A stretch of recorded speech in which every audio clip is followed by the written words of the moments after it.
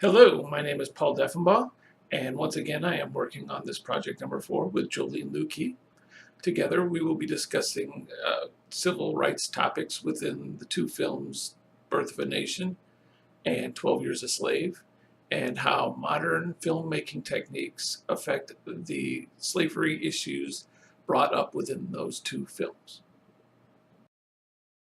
One of the major themes between both films that was brought up that has changed over the period of time of filmmaking of civil rights issues from the 1950s up through the modern time is that this idea that white slave owners were not unfair and not unjust, and that everything was for the benefit of the blacks, the slaves.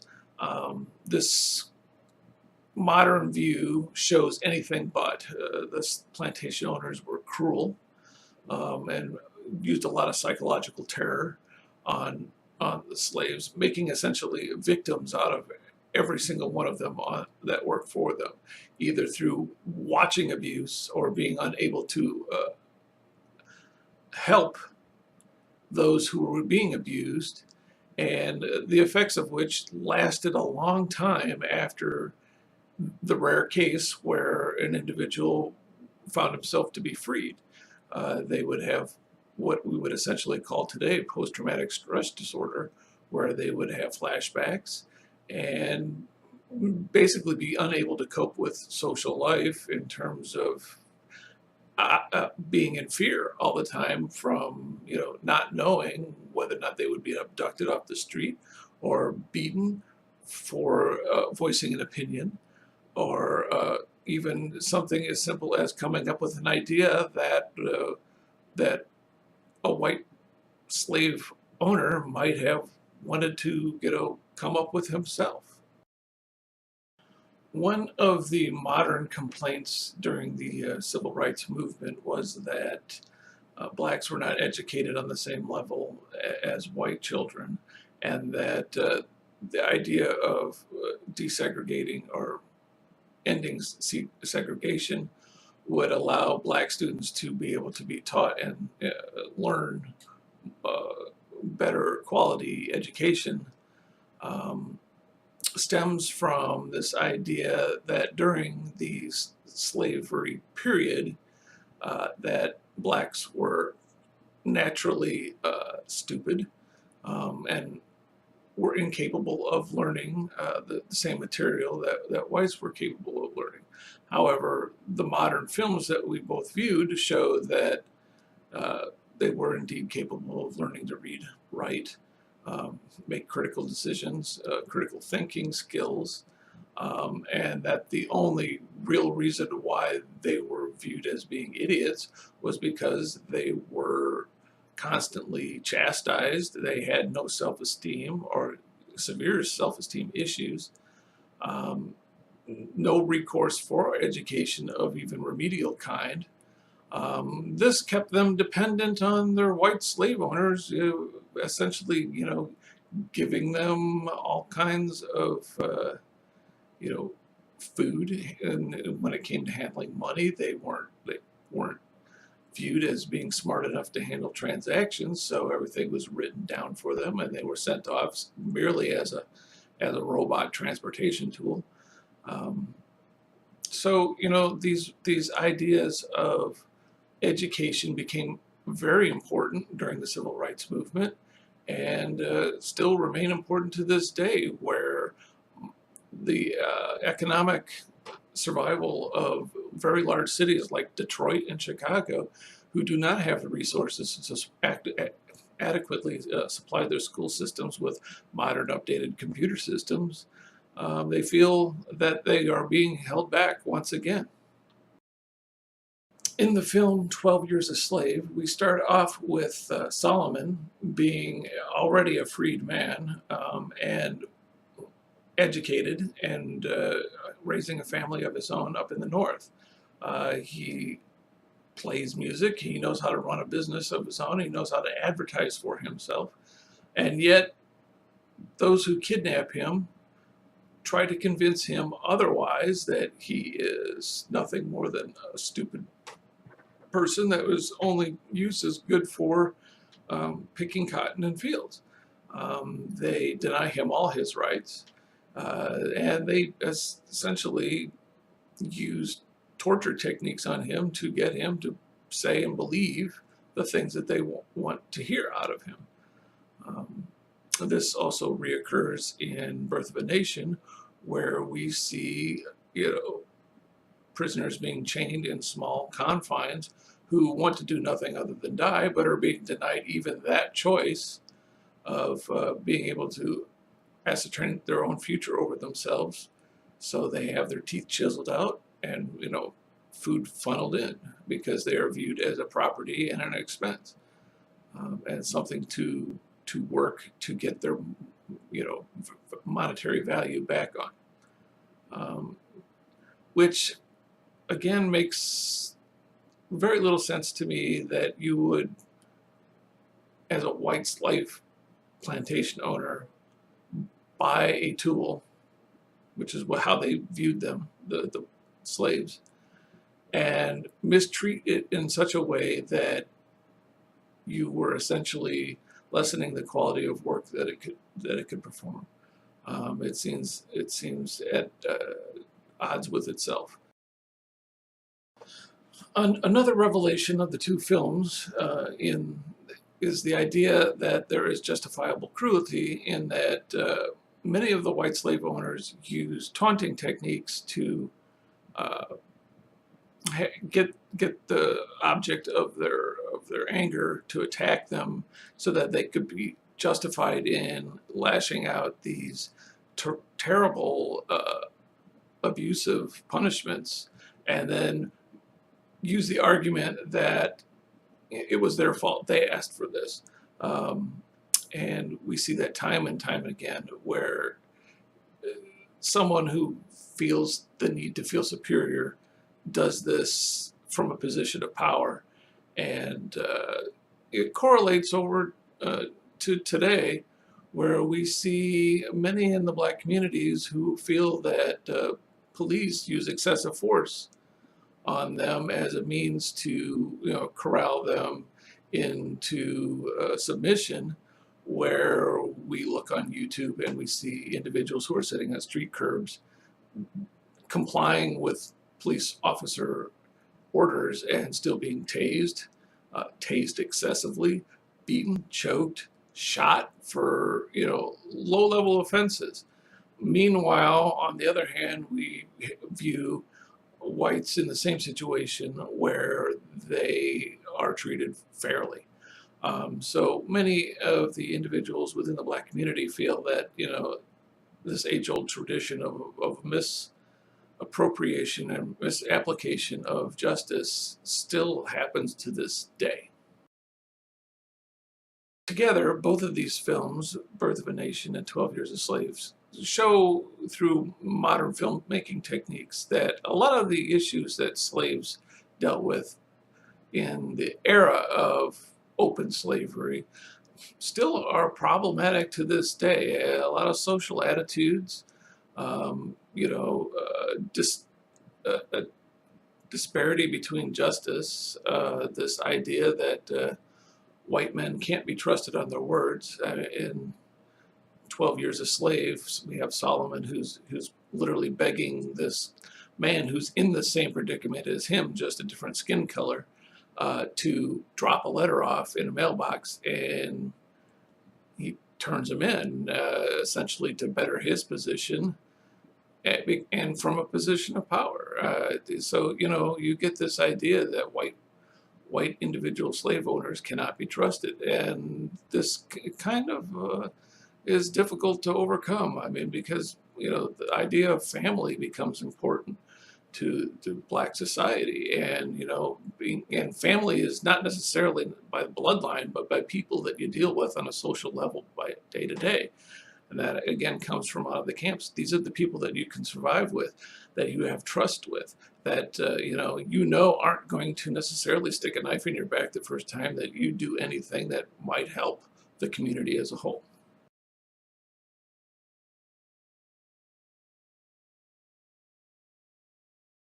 Lastly, I'd like to go over the idea that once freed, blacks were still kind of economically chained to, being dependent upon whites as a whole. I mean, they were allowed to have incomes, but those incomes were smaller than, say, white counterparts were being paid, or the jobs that they were being allowed to apply for were the jobs that nobody else wanted to work, considerably more dangerous, more difficult to perform. Some jobs that many could apply to, they lacked the formal education and degrees in order to be able to perform those jobs. So within our two films, we see in Birth of a Nation that just the ability to read was considered a big enough threat that we have the main plantation owner being constantly reminded that, you've got somebody who's learned here, and maybe you should do something to correct that. Put him out in the field, make him work more, and don't let him, preach to the congregations that he's teaching to. Hi, I'm Joline Luecke. I am giving this presentation along with Paul, who has been talking about the different aspects of what's been going on in The Birth of a Nation from 2016 and 12 Years a Slave, and how slavery has been depicted in movies in the later times from 1995 on to present day, how they are being portrayed. One of the things that we wanted to talk about was how white women were portrayed. They didn't have the same power as men did back in the days of slavery. In Birth of a Nation, one of the owners gives Nathaniel a book, even though she knows that she shouldn't be doing that, and that she knew many of blacks and other people wouldn't understand what the books were talking about. But she agreed to give it to him, and because she knew Nathaniel was special, she wanted him to have a chance to get to learn how to read and to further himself in life. Education was very discouraged with the blacks and possibly even against the law. So for her to do that, she was breaking the law. So these women were very severely disadvantaged in this time period. And the film does show a few moments where women had the lesser place in society than the men, which leads to the ideas of the women's rights movement, and quite possibly had a hand in the civil rights movements.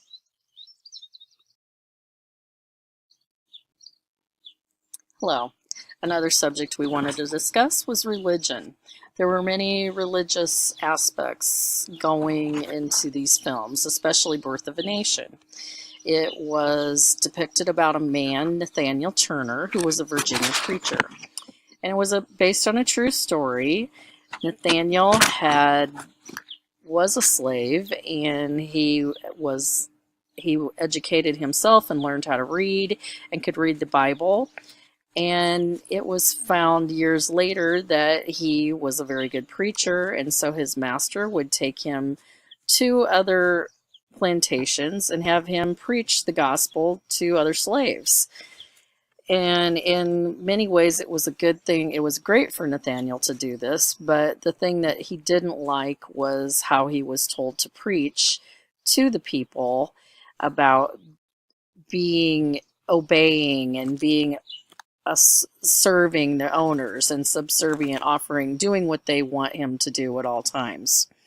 But towards the end of the film, Nat really came out, spoke of God's freedom and what he was supposed to be doing, what he felt he was supposed to be doing to lead these people to freedom. One of the things Nat had said was that his greatest visitation from the Holy Spirit commanded him to fight the serpent, for the day was fast approaching when the first should be last and the last should be first. After Nat preached this sermon to the people, that is when he led the rebellion to go against his master and lead the blacks into a rebellion. On the religious subject, I wanted to talk a little bit about how the people, such as black abolitionists and the white religious radicals, led a coalition to convert churches to an understanding that slavery was a sin and to enlist them in an anti-slavery cause. The success of Harriet Beecher Stowe's novel and Uncle Tom's Cabin aided in the movement of creating a sympathetic portrait for slaves. Anti-slavery also created a big division in American Christianity going into the Civil War time. Methodists and Baptists split up between the North and the South during that time because they could not agree. Other churches did as well. The Catholic Church, Episcopal, and Lutherans remained aloof from the controversy and did nothing. Abolitionists never converted most churches to denounce slavery, even though they didn't really believe it was a good thing. One of the things they would preach was that all people were children of God, and they had a purpose, and they put in, and nobody can take that away from them. God was with them through it all, and he was going to get them through. And that also ties into what Nat Turner was always preaching to his people.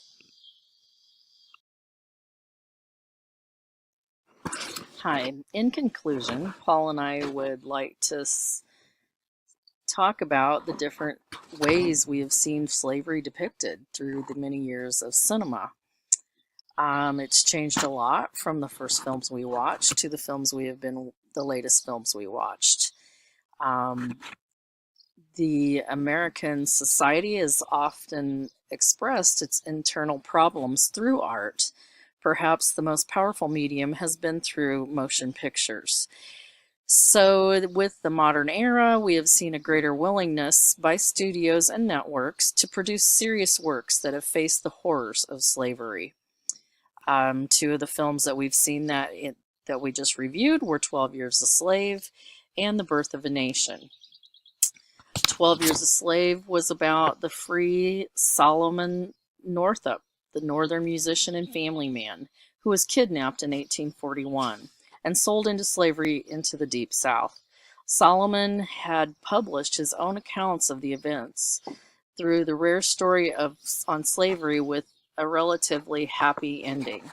It focuses on the ordeal of a single man who was born into freedom rather than slavery and did not retreat from the brutality of slavery. Birth of a Nation, we witnessed Nat Turner's legendary 1831 slave rebellion and the rise up against evil, the evil of slavery. So, in conclusion, the films have depicted slavery quite differently over the years, and they are becoming more open with everything. Part of that is the growing wealth of inequality, the growing black middle class, growing black incarceration. Expansion of political outrage and intolerance has played a part into it, where affirmative action has also to eliminate unlawful discrimination. The age of rage has been it's easier to be mad and express fury and then take for fury to violence. All these things have made a big impact on the way films are able to now depict slavery. So it's much more open, and society is willing and wanting to see the real side of how things happened.